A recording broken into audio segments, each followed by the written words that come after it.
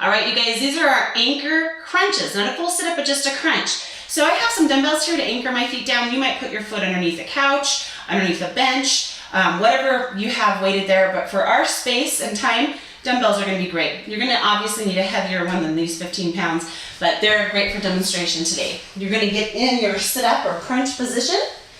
So just laying face up on the floor.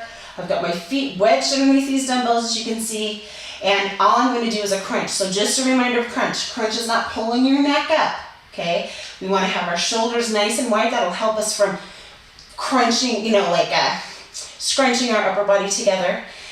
So our shoulders nice and wide, and all I want you to think about is, first of all, we're going to activate our core. So we're going to rotate our hips in. That immediately shortens the space in my core. I've already tightened up my core now, because watch, when I'm here, hopefully you can see that.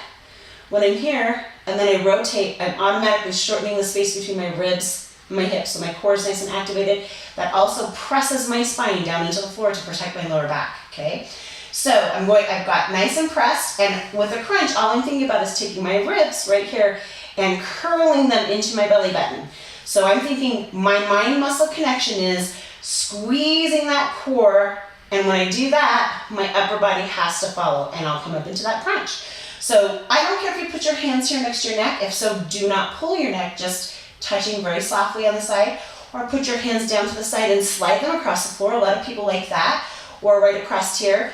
Whichever is most comfortable, doesn't matter to me, but all you're going to do is thinking of all those cues. You're gonna push that air out really hard.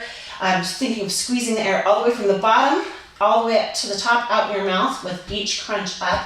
Deep breath back in when you come down. So,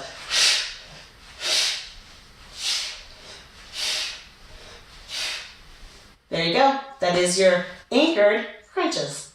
Enjoy.